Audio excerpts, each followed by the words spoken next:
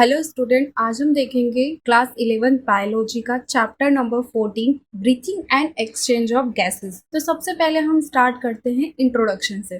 Breathing और gaseous exchange एक essential physiological process है जो लिविंग ऑर्गेनिज्म के लिए जरूरी है। हमारे सेल्स को ऑक्सीजन की जरूरत होती है एनर्जी प्रोडक्शन के लिए, और इस प्रोसेस में कार्बन डाइऑक्साइड जनरेट होती है जो हार्मफुल है और बॉडी से एक्सक्रीट की जाती है। इस प्रोसेस के डिफरेंट स्टेजेस और रेस्पिरेटरी सिस्टम के कंपोनेंट को समझना जरूरी है। Respiratory organs mechanism of breathing अलग अलग ग्रुप ऑफ एनिमल में वेरी करते हैं, मेनली उनके हैबिटाट और लेवल ऑफ ऑर्गेनाइजेशन के हिसाब से। लोअर इनवर्टिब्रेट जैसे स्पॉन्जेस, सेलेंट्रेट, प्लेटफॉर्म्स एक्सेट्रा O2 और CO2 का एक्सचेंज अपने पूरे बॉडी सरफेस के ऊपर सिंपल डिफ्यूजन के थ्रू करते हैं। अर्थवॉर्म अपनी मोस्ट क्यूटिकल का यूज करते हैं, और इंसेक्ट में एक नेटवर्क ऑफ ट्यूब्स होता है जिसे ट्रैकियल ट्यूब्स कहते हैं, जो एटमॉस्फेरिक एयर को बॉडी के अंदर ट्रांसपोर्ट करते हैं। स्पेशल वेस्कुलराइज्ड स्ट्रक्चर जैसे गिल्स का यूज ज्यादातर एक्वेटिक आर्थ्रोपोड्स और मोलस्कन्स करते हैं, जबकि वेस्कुलाइज्ड बैग जैसे लंग्स का यूज टेरेस्ट्रियल फॉर्म में गैसियस के एक्सचेंज के लिए होता है। वर्टिब्रेट्स में फिशेस गिल्स का यूज करते हैं, जबकि एम्फीबियंस, रेप्टाइल्स, बर्ड्स और मैमल्स अपनी लंग्स के थ्रू रेस्पिरेशन करते हैं। एम्फीबियंस जैसे फ्रॉग अपनी मॉइस्ट स्किन के थ्रू भी रेस्पिरेशन कर सकते हैं। इस प्रोसेस को क्यूटेनियस रेस्पिरेशन कहते हैं। सो अब स्टार्ट करते हैं ह्यूमन रेस्पिरेटरी सिस्टम से। ह्यूमन रेस्पिरेटरी सिस्टम में अलग अलग ऑर्गन इन्वॉल्व होते हैं जो एयर को लंग्स तक ले जाते हैं और वहां गैसियस एक्सचेंज को फैसिलिटेट करते हैं। स्टार्ट होता है नोस्ट्रिल से। एयर नोस्ट्रिल से एंटर करती है जो नेसल पैसेज में जाता है।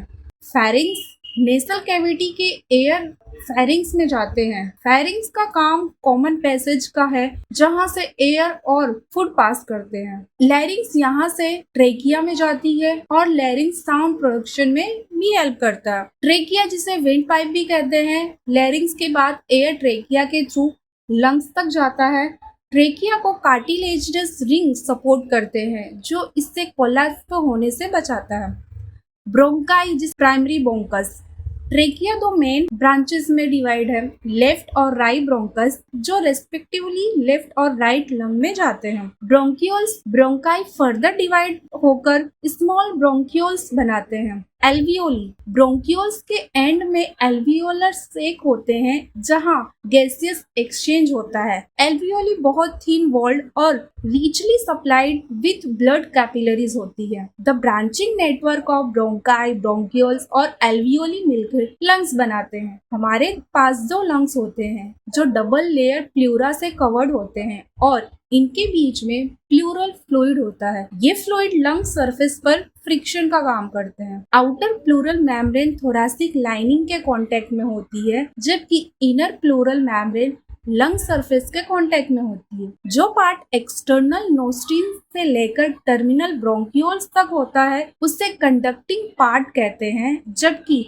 एल्वियोली और उनके डक्ट रेस्पिरेटरी या एक्सचेंज पार्ट बनाते हैं। कंडक्टिंग पार्ट एटमॉस्फेरिक एयर को एल्वियोली तक ले जाता है, एयर को फॉरेन पार्टिकल से क्लियर करता है, उसे ह्यूमिडिफाई करता है और बॉडी टेम्परेचर तक ले आता है। एक्सचेंज पार्ट वो जगह है जहां ब्लड और एटमॉस्फेरिक एयर के बीच O2 और CO2 का एक्चुअल डिफ्यूजन होता है। लंग्स थोरैसिक चेम्बर में सिचुएटेड होते हैं जो एनाटॉमिकली एक एयर टाइट चेम्बर होता है। थोरैसिक चेम्बर का formation dorsally vertebral column, ventrally sternum, laterally ribs और नीचे की तरफ डोम शेप्ड डायफ्राम के थ्रू होता है। लंग्स का एनाटॉमिकल सेटअप थोरेक्स में ऐसा होता है कि थोरैसिक कैविटी के वॉल्यूम में होने वाली कोई भी चेंज डायरेक्टली लंग्स कैविटी में रिफ्लेक्ट होती है। ऐसी अरेंजमेंट ब्रीथिंग के लिए जरूरी है क्योंकि हम पल्मोनरी वॉल्यूम को डायरेक्टली अल्टर नहीं कर सकते। रेस्पिरेशन में कुछ स्टेप्स शामिल होते हैं। फर्स्ट है ब्रीथिंग या पल्मोनरी वेंटिलेशन, जिसमें एटमॉस्फेरिक एयर को अंदर लिया जाता है और CO2 रिच एल्वियोलर एयर को बाहर निकाला जाता है। सेकेंड है डिफ्यूजन ऑफ गैसेस O2 और CO2 across alveolar membrane. Transport of gases blood के थ्रू, डिफ्यूजन ऑफ O2 और CO2 ब्लड और टिश्यू के बीच, सेल्स के थ्रू O2 का यूटिलाइजेशन कैटाबॉलिक रिएक्शन के लिए और उसके रिजल्टेंट CO2 का रिलीज। इसके बाद है next topic mechanism of breathing. Breathing दो इम्पोर्टेंट फेजेस में होता है, इनहेलेशन और एक्सहेलेशन। इस प्रोसेस को रेस्पिरेटरी मसल्स कंट्रोल करते हैं। इंस्पिरेशन का मतलब है जब हम एटमॉस्फेयर से हवा अंदर लेते हैं, मींस इनहेल करते हैं। एक्सपीरेशन तब होती है जब हम अपनी लंग्स के हवा बाहर निकालते हैं, एक्सहेल करते हैं। ये एयर मूवमेंट लंग्स और एटमॉस्फेयर के बीच प्रेशर ग्रेडियंट का कारण होती है। अब इन्हें हम डिटेल में समझते हैं।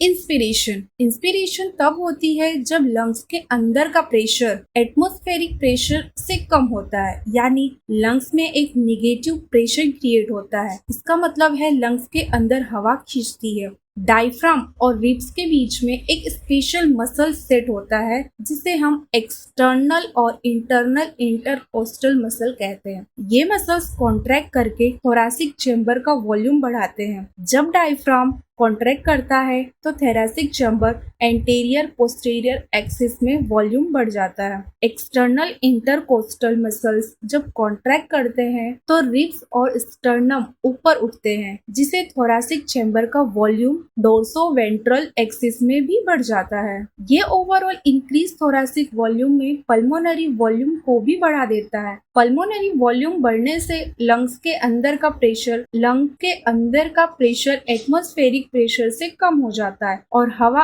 ऑटोमेटिकली लंग्स के अंदर मूव कर जाती है, यानी इंस्पिरेशन होती है। सेकेंड है एक्सपीरेशन। एक्सपीरेशन तब होती है जब लंग्स का प्रेशर एटमॉस्फेरिक प्रेशर से ज्यादा हो जाता है।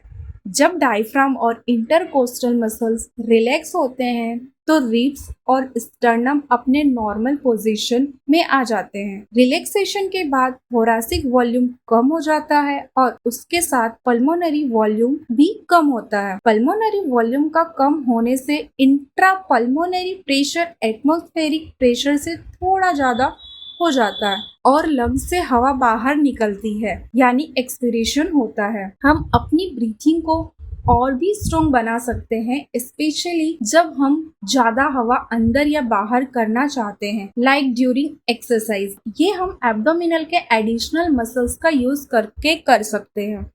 एक healthy human on an average 12 to 16 time पर मिनट ब्रीथ करता है और ब्रीथिंग मूवमेंट में एयर वॉल्यूम को मेजर करने के लिए एक स्पेशल डिवाइस यूज होता है जिसे स्पायरोमीटर कहते हैं। यह डिवाइस क्लिनिकल असेसमेंट के लिए भी यूज होता है ताकि लंग्स के फंक्शंस को चेक किया जा सके। वीडियो अच्छा लगा हो तो लाइक शेयर एंड सब्सक्राइब करें। मिलते हैं नेक्स्ट वीडियो में।